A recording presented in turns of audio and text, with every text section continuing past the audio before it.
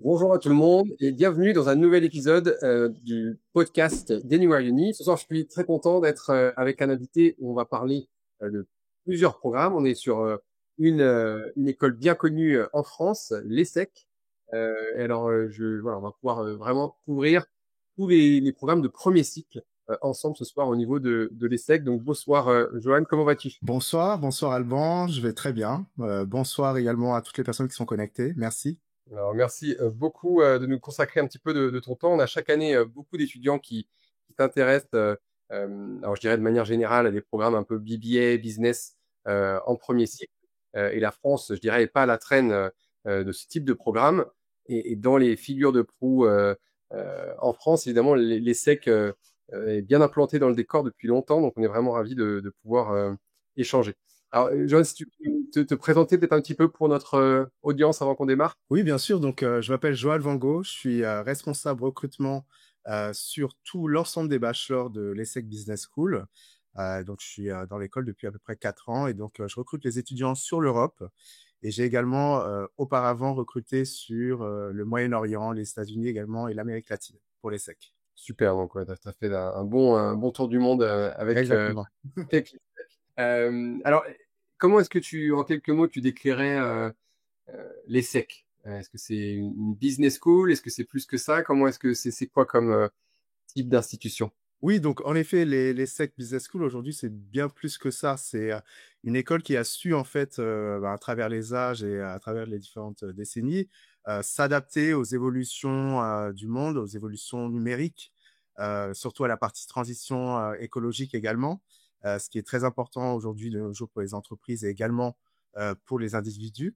Donc oui, les SEC Business School, c'est en effet une école de commerce qui apprend aux personnes à comprendre un peu les enjeux économiques d'une entreprise et également aussi comprendre les enjeux environnementaux. Donc, c'est très important pour nous d'avoir ces deux aspects-là.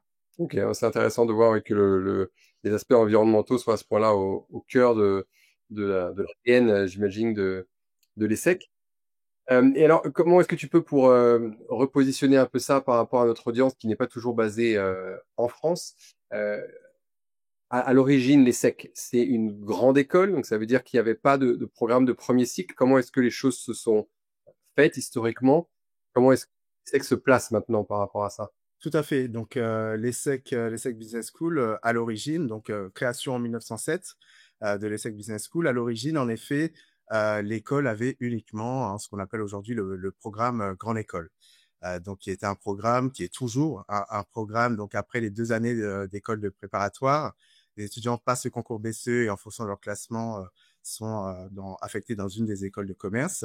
Donc, en effet, on était sur ce programme-là, mais bien sûr, à travers les évolutions mondiales, la mondialisation aussi, on a dû s'adapter à différents programmes qui sont sortis et qui étaient déjà même lancés dans d'autres pays. Donc, par exemple, comme aux États-Unis, le bachelor en 4 ans. Nous aussi, on a vu en Europe le développement des bachelors en 3 ans, donc sur le système licence, master, doctorat, LMD. Et aujourd'hui, nous, on a plutôt adopté un autre système de bachelor, donc c'est un bachelor en 4 ans, alors le Global BBA, qui est le bachelor principal, en 4 ans, pour aussi toujours en fait s'adapter aux besoins des étudiants. C'était souvent des étudiants qui, à l'époque, ne voulaient pas forcément aller sur le programme Grande École et allaient plutôt à l'étranger en fait faire leur bachelor et revenaient ensuite en France. Donc on a décidé aussi de développer ce type de bachelor et de programme pour capter ces très bons étudiants qui souhaitent avoir un programme axé business et qui leur permet d'être toujours dans un environnement international. Mais alors, il y a une question que j'ai, je vais dire très régulièrement de la part de familles, et notamment de familles où il y a un parent français. Les parents, je dirais, les familles à l'international, le bachelor, le BBA, c'est quelque chose qui est complètement inscrit dans enfin, voilà, qu'ils connaissent très bien, voilà, qui existe dans leur pays d'origine. Mais dès qu'il y a un parent français, j'ai toujours cette même question. Qu'est-ce qui valent ces bachelors? Est-ce qu'il vaut mieux faire la prépa, notamment pour des élèves qui parlent français et qui ont le potentiel de faire une prépa? Est-ce que, voilà, j'ai le potentiel de faire une prépa, je peux aussi passer par le bachelor. Comment dire pour les élèves qui ont ce choix-là? Alors, c'est une très bonne question que j'ai souvent, en fait, quand je suis en déplacement sur le terrain, sur les salons. Et souvent, en effet, ça vient de parents qui ont donc eu une expérience en France, français, et qui sont partis à l'étranger, donc expatriés. et leurs enfants ont grandi alors aux États-Unis, dans d'autres pays, etc. Et en effet, on pose souvent cette question-là. Quel est le comparatif bachelor, programme en école? Alors, je dirais qu'aujourd'hui, un bachelor s'adresse... Alors, le bachelor et le programme en école s'adressent à deux cibles totalement différentes, deux programmes et deux profils surtout d'étudiants totalement différents. Je dirais que le bachelor, c'est plutôt pour les étudiants qui souhaitent tout de suite s'attaquer à des matières très opérationnelles, business, et aussi toujours rester dans un environnement international. Et surtout, ce sont des étudiants qui ont, en règle générale, qui sont expatriés, qui ont bougé régulièrement aussi avec leurs parents dans différents pays, et donc ils veulent toujours rester dans ce contexte international et multiculturel, très important pour eux. Et je dirais qu'aujourd'hui, le bachelor aussi, il y a cette partie peut-être un peu plus créative par rapport à, je dirais, le programme classique grande école, où là, ça reste 2 ans très généraliste avec des cours d'histoire, de maths, et il n'y a pas forcément cet aspect, je dirais, travaux de groupe, et je dirais aussi la partie business, marketing qu'on peut retrouver dans un bachelor. Donc, c'est vraiment deux profils totalement différents. C'est deux étudiants qui sont excellents. Donc ça, on reste toujours conserver aussi cette excellence, en tout cas, des étudiants qu'on recrute. Mais je dirais que sur le bachelor, c'est des étudiants qui sont capables tout de suite de s'attaquer à ces matières et qui veulent faire des stages, avoir des expériences en groupe, alors que sur un programme, je dirais, un peu plus classique en prépa, ça reste quand même voilà, 50, 60 heures de cours par semaine, et ça reste sur des matières très classiques comme de l'histoire, des maths, de la géopolitique. C'est ça, parce que l'ESSEC est connu notamment pour ses, ses programmes le programme Grande École évidemment depuis longtemps. Il y a des masters en finance, je crois qu'ils sont très très très bien classés. Donc tout ça, ça fait évidemment le nom de l'ESSEC ressort dans plein de classements. Et enfin voilà, moi ce que j'ai tendance à dire aux familles, c'est que le fait que le nom de l'ESSEC soit porté haut, le bachelor est également porté haut, puisque de toute façon dès qu'on sort du territoire français, la prépa n'existe pas. Donc le bachelor est une formation voilà qui est tout à fait classique. Voilà, classique, pointu, qui s'adapte surtout aux attentes du marché, parce que ce sont aussi les entreprises qui ont aussi auparavant, au préalable, demandé ce type de formation opérationnelle, à la fois pluridisciplinaire aussi, et qui s'adapte voilà, à différents besoins. Et donc, c'est pour cette raison aussi que l'ESSEC a développé, alors ça on le verra plus tard, je pense, pendant le webinaire aussi, différents bachelors qui s'adaptent aux besoins et à l'évolution également du monde. Mais ça, de la société, d'entreprise, c'était ma prochaine question justement. Qu'est-ce qui est accessible quand on veut considérer l'ESSEC au premier cycle? Il y a différentes options. On en parlait juste avant de commencer le live. Voilà, vous avez un peu des bachelors phares. C'est sur cela qu'on va s'attarder, mais vous avez aussi des programmes un peu plus niches qui sont très intéressants et très innovants, je trouve. Donc, si tu peux nous faire un petit tour d'horizon rapide de ces bachelors de premier cycle qui sont offerts chez vous là. Donc, en effet, aujourd'hui, on a différents types de bachelors. Donc, je vais commencer par les deux bachelors de l'ESSEC. Donc, le premier, donc, qui est le Global BBA, qui est le programme en 4 ans sur différents campus, sachant qu'aujourd'hui, on a un campus à Cergy, donc en région parisienne, en France, un campus à Singapour et un campus à Rabat, qui est notre dernier campus. Donc, on est répartis sur 3 campus totalement différents. Aujourd'hui, j'ai parlé pour les étudiants qui passent par le bac français. Donc aujourd'hui, les étudiants ont la possibilité de faire ce Global BBA donc en 4 ans, donc soit en débutant en français ou en anglais. Moi, je recommande tout de même de le faire en anglais directement. Et donc, en fait, ils ont sur le Global BBA 2 années très généralistes, donc des cours de marketing, communication, finance, business law, geopolitics, macroeconomics, des cours de e-business. Donc ça, c'est sur les 2 premières années. C'est 25 heures à 30 heures de cours par semaine globalement, avec beaucoup de travaux en groupe. Donc ça, c'est important pour nous, en tout cas, d'habituer les étudiants à travailler avec différents profils, toujours dans cet environnement international. C'est un volume horaire qui est costaud quand même, et je pense que c'est bien de le souligner par rapport à d'autres pays. Il y a quand même voilà, 25-30 heures de cours, c'est plutôt au-dessus de la moyenne, je dirais, par rapport à... Exactement, exactement. Tu as voilà, parfaitement raison sur ce point-là, parce qu'en effet, aujourd'hui, on le voit très bien. Dans d'autres pays, c'est plutôt, je dirais, 8-10 heures de cours par semaine et beaucoup de travail personnel. Nous, on a préféré rester sur voilà, 20-25 heures de travail, même plus par semaine, et après 15 heures de travail personnel. Donc, ça fait des grosses semaines sur les 2 premières années. Et après, d'année en année, ce qu'on voit, ce qui est tout à fait normal, les étudiants ont moins d'heures de cours, ils ont plus d'heures pour développer leur projet professionnel, penser à leur avenir, à leur master également. Donc, on les accompagne là-dessus. Et également, ça leur permet de faire des stages, de faire pas mal de choses. Donc, en effet, ils ont beaucoup d'heures de cours par semaine. Et ça, c'est important. Donc ça, c'est 2 premières années. 2 dernières années, les options. Donc, on a plus de 150 options et les étudiants, en fonction, de leur choix, en fonction de leurs envies et des poursuites d'études aussi, sur lesquelles ils souhaitent, aller, ils peuvent choisir de 6 à 8 options. Donc, on a 150 options, donc en ce qu'on appelle financial markets, on a private equity, on a supply chain, on a luxury retail management. Donc, voilà, tout dépend vraiment du projet professionnel et vous pouvez faire un mix des différentes options. Donc ça, c'est le premier bachelor qu'on a de l'ESSEC. Donc soit admission Parcoursup et le concours Sésame, ou l'admission internationale pour les profils IB, A-Level, American High School Diploma, AP. On en parlera plus en détail juste après. Voilà, et ça, c'est le premier bachelor phare. Ensuite, on a notre deuxième bachelor qu'on a sorti, donc là, maintenant, ça fait 2 ans et demi. Donc, c'est le Bachelor of Science EDAMS, Artificial Intelligence Data Science, qu'on a sorti avec Centrale Supélec. Donc, c'est une collaboration avec Centrale Supélec. Pourquoi? Parce qu'aujourd'hui, on a bien vu que les entreprises aussi ont besoin de recruter des profils à la fois techniques sur la partie Computer Science et Artificial Intelligence, et aussi des personnes qui ont ce côté business aussi pour développer le business de l'entreprise, faire des stratégies marketing, des business plans également pour l'entreprise.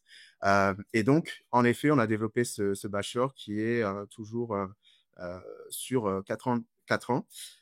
Et la première année, les étudiants sont sur le campus de Centrale Supélec, donc un campus en région parisienne. Et ensuite, les étudiants, la deuxième année, viennent là sur notre campus à l'ESSEC Business School et ils ont 3 mois de stage ensuite. Et après, ensuite, les 2 dernières années, pareil, ils font un va-et-vient entre les campus. Ils sont un moment à l'ESSEC en troisième année. Après, ils partent en échange à l'international en troisième année. Et sur la dernière année, ils repartent sur le campus de Centrale Supélec. Donc, comme on le voit, à chaque fois, chaque année, ils changent, ils vont dans d'autres campus, ils vont sur aussi un échange à l'international.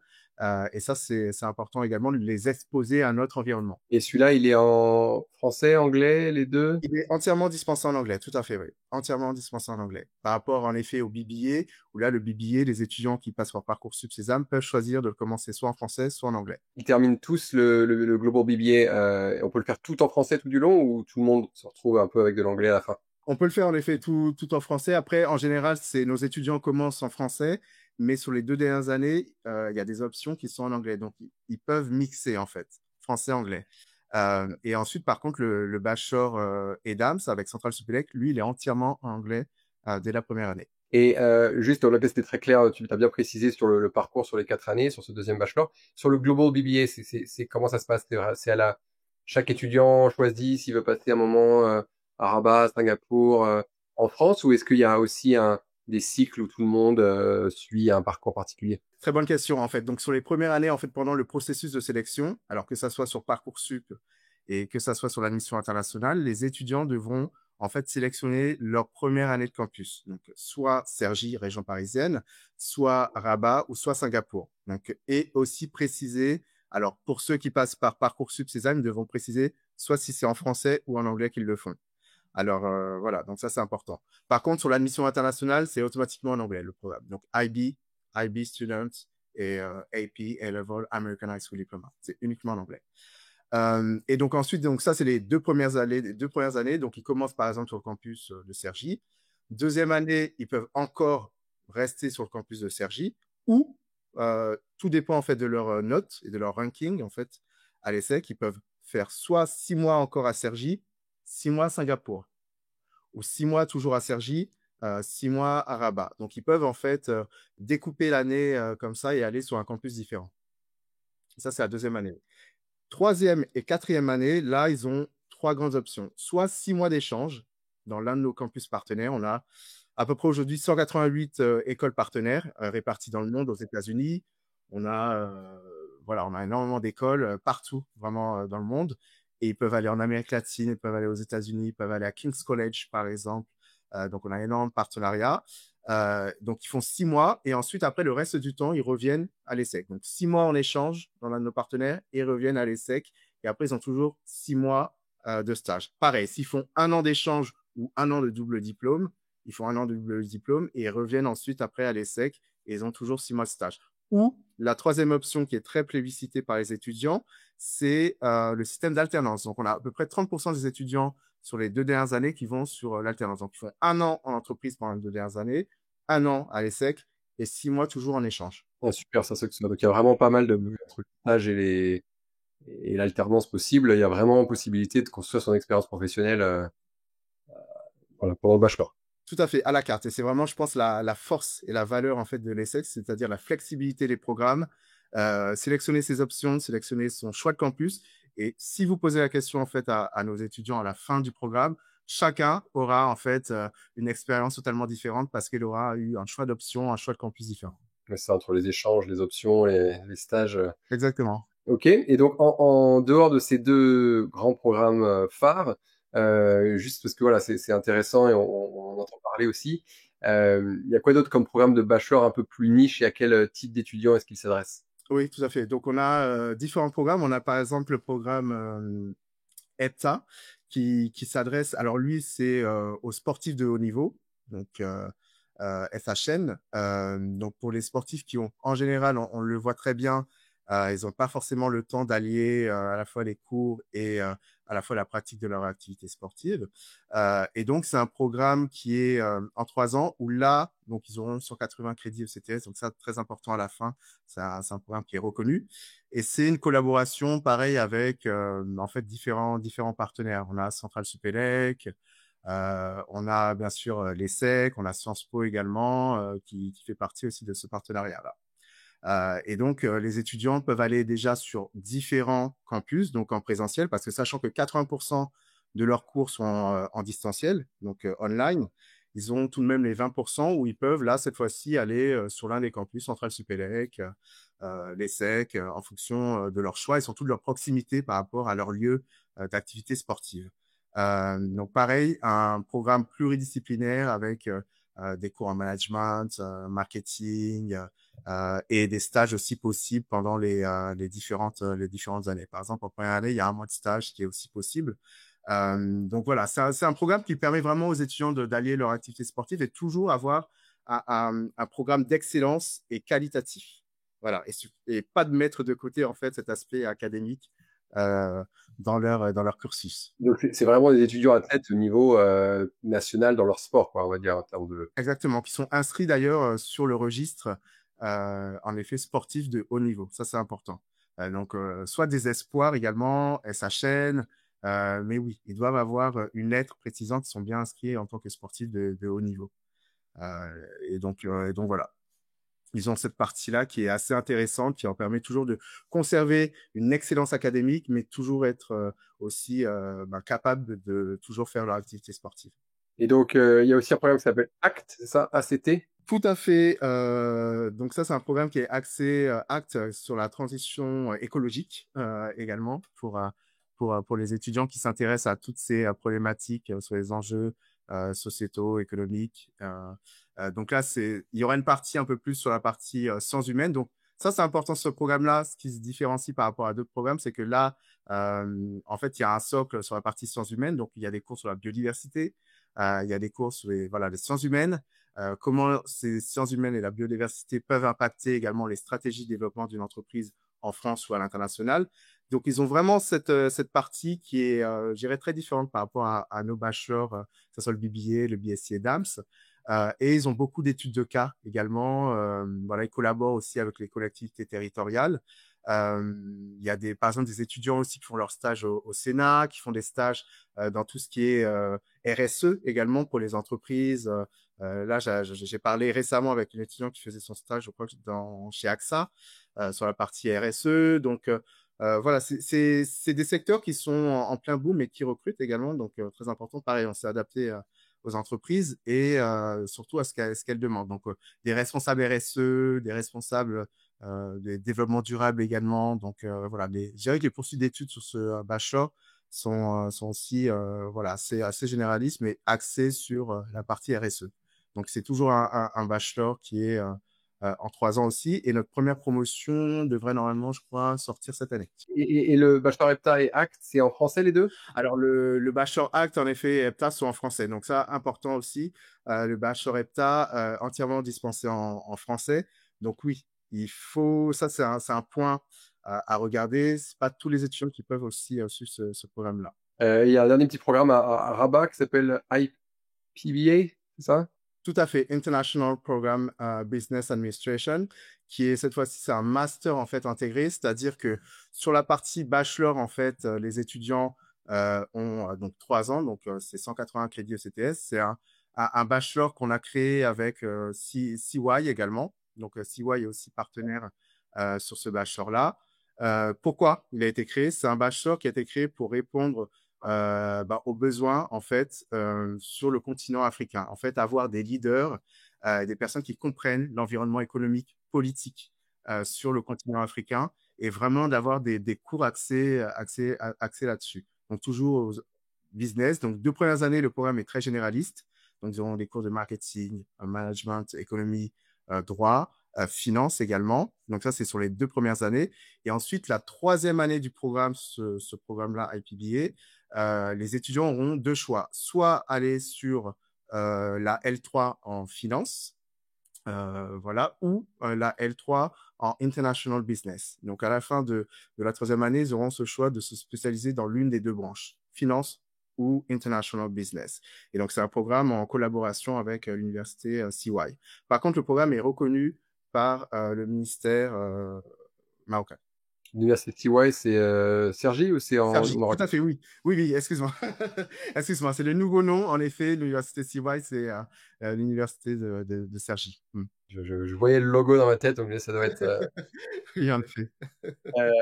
Ok. Et alors, en termes de, c'est une question que j'aurais pu poser un peu plus tôt, en termes de population étudiante, c'est quoi la taille de l'ESSEC et c'est quoi la taille des promotions, des classes, là, si on revient sur vos bachelors phares et notamment le Global BBA, à quoi ça ressemble? Alors, l'ESSEC, aujourd'hui, on a, alors je dirais globalement, plus de 7000 étudiants qui sont répartis sur l'ensemble des campus, donc sur le campus de Cergy, Rabat et Singapour. Ensuite, en effet, sur le campus de Cergy, du fait aussi de la taille du campus, c'est le campus le plus grand par rapport à Rabat et également Singapour, on a beaucoup plus d'étudiants. Alors, sur la promo du Global BBA, on est à peu près là, je pense, on va aller sur les 600 étudiants à peu près.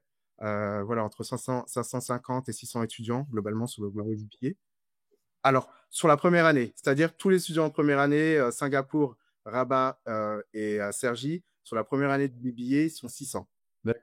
Et après, chaque année, chacun vont, voilà, en fonction de leur track, sur un campus différent. Mais oui, c'est vrai qu'en première année, sur l'admission internationale, donc sur le site internet et l'admission Parcoursup Sésame, on a au total la première année 600 étudiants. D'accord. Donc il y a ça. Et ensuite, sur le BSc EDAMS, donc le Bachelor of Science in Artificial Intelligence, là, on a à peu près, sur une cinquantaine d'étudiants. Et ensuite, sur les autres bachelors, alors on a des bachelors qu'on a lancés aussi cette année. Donc, pour l'instant, j'ai pas encore les informations. Le IPBA, la première promotion, en tout cas, va arriver cette année, donc en septembre. Et le Bachelor Hack, pareil, on est sur des classes de à peu près 30-40 étudiants. Et est-ce que j'ai oublié un autre bachelor? Les EPTA, mais bon, là, j'imagine que ça tue vraiment par rapport aux athlètes qui ont des besoins. Exactement. C'est un bachelor, voilà. On peut avoir une année un peu plus, un peu moins, donc ça va s'adapter.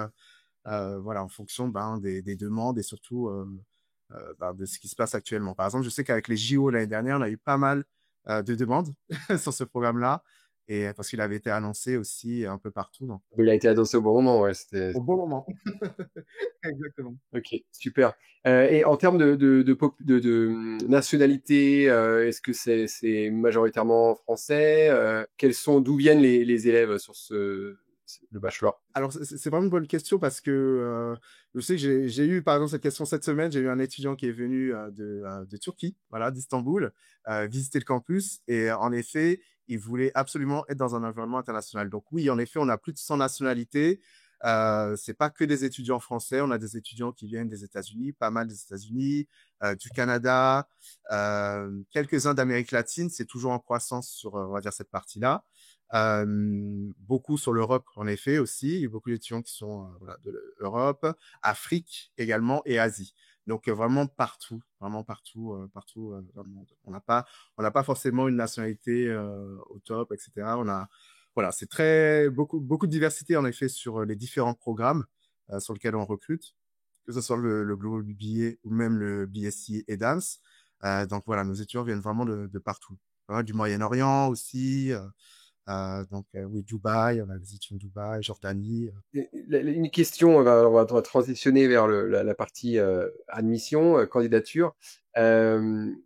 Comment savoir comment candidater? Parce que donc il y a ces programmes comme les bachelors de l'ESSEC où il y a entre guillemets plusieurs voies possibles, même si au final les élèves n'ont peut-être qu'une option possible selon leur. En tout cas, comment savoir est-ce qu'on doit passer par Parcoursup? Est-ce qu'on peut passer par Parcoursup? Est-ce qu'on est obligé de passer par Parcoursup? Est-ce qu'on peut candidater en dehors? Et quels sont les critères pour savoir quelle voie choisir? Ok, donc sur cette partie un peu, je dirais, critères au niveau de la voie d'admission, c'est le diplôme en fait qui va en fait vous permettre en fait d'accéder à une voie ou une autre. Par exemple, tous les étudiants qui passent un bac français, alors je précise bien français en France ou à l'étranger. Donc là, je m'adresse plutôt aux étudiants qui sont dans les lycées, le réseau AEFE. Donc ils peuvent, et c'est obligation, c'est même une obligation de passer via Parcoursup et ensuite après le concours Sésame. Donc Parcoursup les 10 vœux et ensuite après le concours Sésame. Autre point, parce que je sais que ça peut arriver aussi, on a des étudiants qui sont en effet dans ces lycées AEFE, mais qui font parfois le bac français et le bac espagnol, à BIBAC ou autre. Voilà, en double option avec le bac, avec un autre, avec le système canadien, avec le système américain aux Voilà, États-Unis. allemand, etc. Ces étudiants-là ont le choix, en effet, de soit candidater via l'admission internationale, soit l'admission Parcoursup Sésame. Après, ce que je vois, moi, au niveau des stats, c'est, on va dire, plus de 99% de ces étudiants vont candidater via la mission internationale. Ils vont directement déposer leur dossier en ligne. Donc voilà, donc c'est les deux différentes voies. Tous les étudiants IB, A-Level, American High School Diploma, AP vont obligatoirement postuler via la mission internationale et donc faire le programme en anglais. Pour des petites exceptions, comme il y a des élèves qui font par exemple Academica Dual Diploma, où c'est juste des crédits supplémentaires qui vont venir voilà, pour avoir un school diploma. Est-ce que ça c'est considéré comme une qualification étrangère US pour passer en Parcoursup, ou est-ce que c'est quand même Parcoursup pour ces élèves-là? Oui, pour les étudiants qui passent via aussi Academica, aujourd'hui, la règle de la part des admissions, c'est toujours de passer via Parcoursup et ensuite via le concours Sésame. Super, bon, bah c'est clair. Donc en fait, ça se joue pas forcément par rapport à la nationalité. Donc un élève qui serait pas européen, s'il passe le bac français, par exemple un Marocain dans un lycée français à EFE, est obligé de passer par Parcoursup. Oui, tout à fait. Ouais, très très bon point parce que des fois on peut penser que c'est la nationalité qui fait qu'on doit passer via la mission internationale. Non, c'est vraiment le diplôme qui va décider de ça. Donc par exemple un étudiant français qui a un IB, qui étudie dans un lycée IB international, ou un étudiant même d'une autre nationalité doit passer via la mission internationale sur le site internet avec les différents deadlines qu'on a sur le site. D'ailleurs, la dernière deadline pour BBA, c'est le 23 avril. D'accord. Donc il reste encore. Il reste quelques temps, ça va. Parcoursup, c'est bouclé depuis hier. C'est ça, depuis 13 mars. Alors parlons de ces deux voies. Donc le concours Sésame, comment ça se passe pour les élèves? Qu'est-ce que ça veut dire? Donc il y a un concours. Ils choisissent du coup le Global BBA dans leur vœu possible du concours Sésame. Comment est-ce que ils peuvent s'assurer d'avoir l'option, et comment ça marche pour être accepté? Donc, en effet, donc sur Parcoursup, il y a les 10 vœux, sachant que nous, ce qu'on recommande à nos étudiants sur Parcoursup, c'est de mettre en effet le concours Sésame, ensuite mettre les SEC et mettre en fait l'ensemble des campus. Voilà, donc ça maximise les chances, c'est-à-dire commencer à Cergy, Singapour, Rabat, anglais, français aussi, parce que sur Parcoursup, on doit aussi, et surtout dans l'option, on doit indiquer en effet si on souhaite commencer en anglais ou en français, et aussi le choix du campus. Donc, ils doivent indiquer tout ça. Ensuite, bien sûr, faire un bon projet motivé. Donc ça, c'est important aussi pour la candidature. parce que ça va vous différencier par rapport à d'autres étudiants, donc le projet motivé. Aussi, nous, ce qu'on va faire, c'est qu'on va analyser les notes de première et terminale sur Parcoursup, sur le dossier qui sera mis sur la plateforme. Donc, note de première terminale. Donc, ça va compter pour 25% de la note finale. Ensuite, les étudiants s'inscrivent sur Sésame et font les démarches. Ils passent les concours, bien sûr, aussi, donc les écrits, qui arrivent d'ailleurs bientôt en avril. Et ensuite, sur ça, on a un mélange un peu de tout. On a des maths, on a bien sûr de l'anglais à l'écrit. Et donc là, les étudiants, on a aussi tout ce qui est digital aussi. Donc, on a les enjeux digitaux, pareil, qui sont aussi sur cette partie écrit. Et donc là, tout ça, tout cet écrit-là va compter pour 50%. Et donc, vous avez aussi une LV2 aussi dans cette partie écrit. Donc, vous avez à la fois de l'anglais, la LV2, vous avez des maths qui comptent pour un coefficient de mémoire 7. Donc, c'est le coefficient le plus important. Parce qu'en effet, on va, même si sur le programme, il n'y a pas forcément que les maths, on va demander quand même un bon niveau aux étudiants. Et donc, ça va aussi influencer d'ailleurs le choix des options aussi en première et après en terminale. Donc, on va analyser ça, ça sera pour 50%, donc la partie écrit. Et ensuite, par rapport à ça, en fonction bien sûr de l'admissibilité des étudiants, ils passeront les oraux et les oraux compteront pour 25%. Donc, oral de motivation français et anglais. Tout le monde n'est pas invité à l'oral. Il y a déjà une première sélection qui se fait sur la base des bulletins et du concours Sésame. Et ensuite, les élèves qui sont invités à l'entretien, ça leur fait une note en plus qui compte pour 25%. Et après, selon la totalité, ils ont une offre ou pas. Ils ont une offre, exactement. Donc, c'est 25 dossiers, 50% écrits et 25 oral. Et alors, l'oral, on est sur un oral de type plutôt oral de motivation par rapport au projet, aux études, au parcours du jeune, ou est-ce qu'on est sur un oral de contenu avec un entretien où on va plutôt évaluer des connaissances, une culture générale ou des choses comme ça? Alors ça, c'est un mix des deux parce que il y aura pas mal de questions sur la motivation, en effet, de l'étudiant à postuler à l'ESSEC et comment cet étudiant peut en fait amener ses compétences dans un groupe, hein, quand il sera amené à travailler dans un groupe. Comment il se voit aussi, comment il se projette aussi sur le programme. Donc, c'est important pour nous de voir la personnalité de l'étudiant. Donc, ça sera des questions sur sa personnalité, sur sa motivation. Et également, on aura quand même un volet sur la partie géopolitique pour voir pareil si l'étudiant comprend l'environnement dans lequel il évolue, comprend les différents enjeux. Ouais, super, intéressant.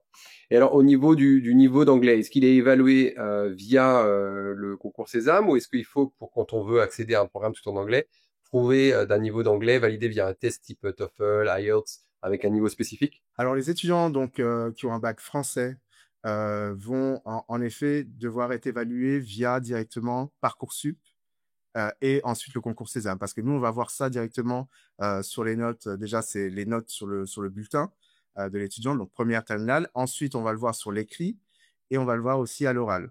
Et en fonction de ça, on va dire, voilà, l'étudiant est capable d'aller sur le programme, le track Cergy anglo, par exemple, ou le track Singapour anglo, ou Rabat anglo. Donc, c'est ça qui va déterminer, en fait. C'est les tests et les notes aussi de l'étudiant en première et terminale. Par contre, pour les étudiants qui font le IB et le American High School Diploma, ils n'ont pas besoin de prouver en fait leur niveau d'anglais.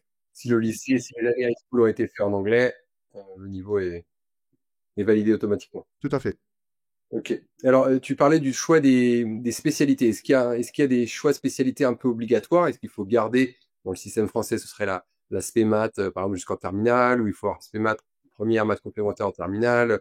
Au niveau de l'IB, est-ce qu'il y a certains niveaux de maths qu'il faut avoir entre maths et maths A et I? Ou est-ce que ça se joue sur le concours, pour le concours Sésame, et puis après on va parler tout un peu de la manière dont les élèves sont sélectionnés sur la procédure internationale, mais déjà pour le concours Sésame, est-ce qu'il y a certaines spé qu'il faut que les élèves absolument choisissent pour être éligibles? Pareil, c'est une question que j'entends toujours sur les conférences, en entretien, etc. Alors, je dirais qu'il n'y a pas forcément, pour ceux qui passent par le concours Sésame et ensuite Parcoursup, d'options obligatoires. Après, il y a des recommandations tout de même. C'est mieux de conserver les maths si possible en terminale, ou même d'avoir les maths complémentaires, si vraiment les étudiants souhaitent enlever les maths en terminale, de conserver au moins les maths complémentaires. Après, au niveau des choix des différentes options. C'est vraiment, bien sûr, des options qui correspondent à l'économie, donc à l'GSP, par exemple, tout ce qui est géopolitique, etc. Donc, toutes ces options-là, oui, ça reste, c'est pas obligatoire, mais on recommande d'avoir des options qui sont autour de la géopolitique, l'économie. Donc, voilà, parce que ça correspond au programme aussi BBA, par exemple. Euh, donc, euh, donc voilà, plutôt d'avoir en effet des options aux alentours de ça. Et c'est aussi le concours Sésame pour votre BSc AI Data in Management Sciences? Ouais, ok. C'est vrai que j'ai pas parlé de cette partie-là. Donc, c'est le concours. Alors, il n'y a pas de concours Sésame, c'est directement sur Parcoursup. Et ensuite, après, ils ont un test de maths, donc directement online. Et ils ont également un test d'anglais aussi via cette voie d'admission-là. Par contre, ceux qui passent via l'admission internationale, ils ont en effet un test de maths, mais ils n'ont pas l'anglais parce qu'ils font un IB ou un American High School Diploma. Donc, on connaît leur niveau. Et alors, la procédure internationale pour des élèves qui ne suivraient pas le curriculum français ou qui seraient vraiment en double inscription complète avec un autre diplôme de lycée, comment c'est quoi le processus? Donc, on a bien compris les 25% dossier, 50% concours Sésame et puis 25% entretien. Comment ça marche pour la voie internationale? Oui, pour la voie IB, pour la voie internationale, les étudiants en fait devront directement se connecter sur le site internet, créer leur compte et uploader les bulletins des 3 dernières années. Alors en général, ce qu'on appelle le grade 10, 11, 12, donc 3 dernières années d'études pour la IB. On va leur demander également le IB Basic Grades, donc les notes de prévision prévisionnelle pour l'IB, ou A-Level ou American High School Diploma aussi. Ensuite, au niveau des choix des options, par exemple pour le IB, alors là, c'est pareil, ça reste au choix de l'étudiant, hein. Mais globalement, ce qu'on a pu constater au niveau des choix des différents sujets, c'est par exemple maths AA, alors SL ou HL, ou si c'est maths AI, c'est tout de même mieux quand même d'avoir HL. Voilà. Le SL est toujours accepté, mais les étudiants devront peut-être un petit peu plus travailler quand ils seront sur le programme. Mais on a pu le voir hein, au niveau des stats, il y a des étudiants qui ont les deux types de maths avec les deux niveaux, SL, HL, et ils arrivent tout à fait à s'en sortir sur le programme.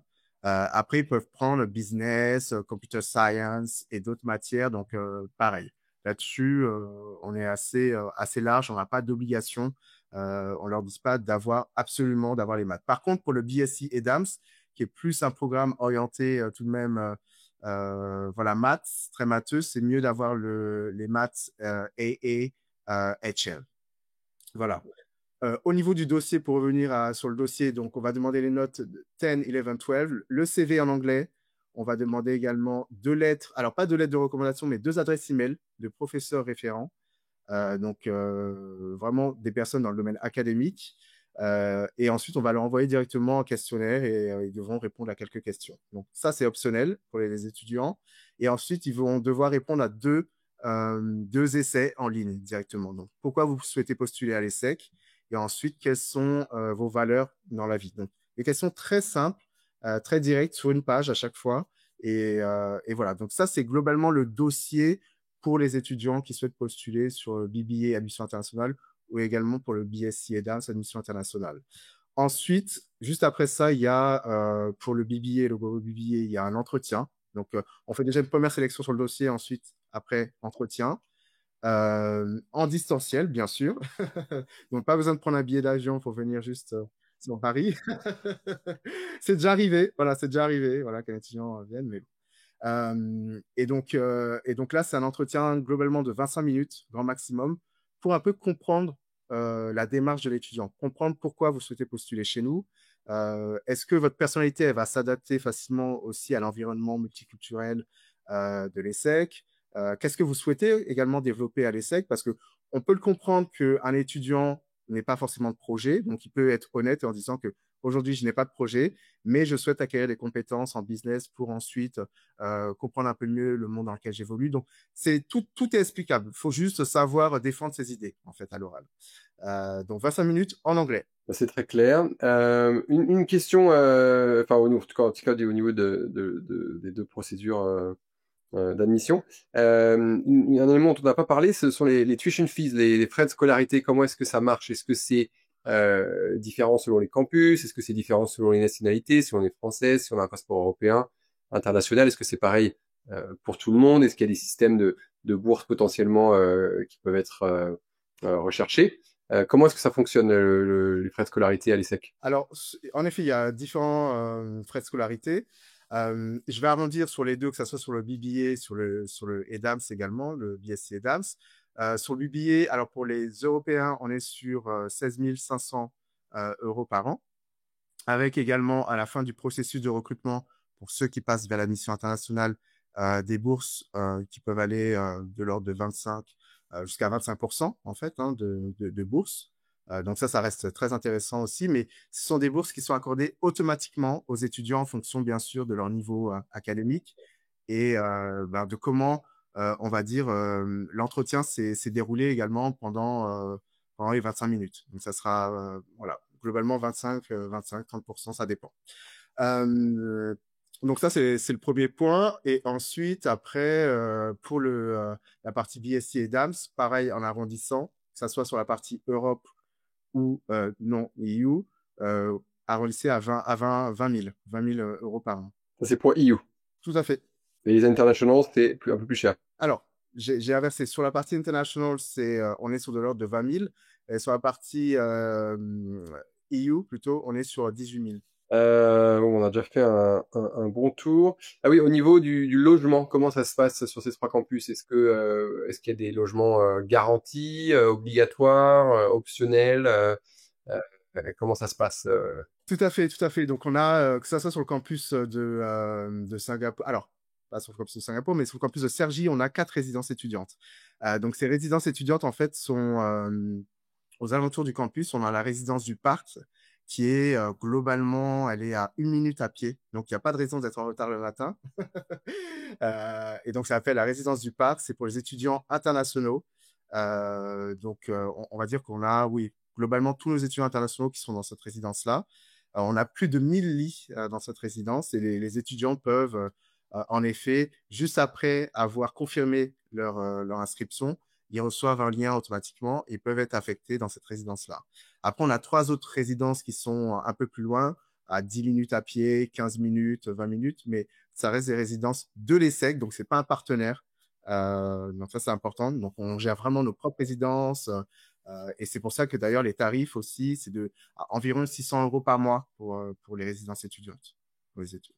Donc, ça reste plutôt correct, sachant qu'il y a l'eau compris, le chauffage, voilà. Il faut juste rajouter, si je dis pas de bêtises, pour Internet, mais ça reste de l'ordre de 15 euros par mois. Par mois en plus. Sur le campus de Central Spelec, pareil, il y a des logements aussi qui sont à 5 minutes à pied du campus et qui sont proposés à nos étudiants. Donc nous, dans les deux, que ce soit Central Spelec et l'ESSEC, on a des services qui s'occupent de les accompagner sur la partie logement, les aider à trouver aussi des logements. Donc tous les étudiants ont un logement. J'ai pas entendu un étudiant qui m'a dit je n'ai pas eu de logement à la fin de l'année. Et c'est un peu un des gros éléments de stress, c'est le logement. Donc c'est bon de savoir que là, ils sont accompagnés. Voilà. Ok, super. Et alors, ma dernière question, on verra s'il y a des questions qui arrivent. N'hésitez pas à les poser en commentaire. Les élèves, de manière générale, qu'est-ce qu'ils font après, notamment le Global BBA? Parce que c'est vrai qu'aux États-Unis, en Amérique du Nord, souvent, les élèves travaillent après leur bachelor en 4 ans, alors qu'en Europe, tu avais parlé du système LMD au début de la session, il y a plutôt cette habitude de 3 plus 2 d'arriver au niveau master avant de travailler. C'est quoi les tendances que vous voyez chez vos élèves? Est-ce que beaucoup enchaînent avec des masters? Est-ce que d'ailleurs il y a des passerelles vers vos masters à l'ESSEC? Ou est-ce qu'il y en a qui partent directement travailler également? Alors, sur le Global BBA aujourd'hui, alors là, on a un recul sur ce programme-là. On a 60% des étudiants qui vont effectuer un master. Ok. Donc, dont 15% qui restent en fait, qui vont sur les masters de l'ESSEC. Donc, on a par exemple le Master in Finance qui est classé dans le Financial Times. On a le Master en Big Data également. Voilà, on a différents types de masters, marketing, etc. Donc, on a 60% qui vont sur les masters, donc chez nous, ESSEC.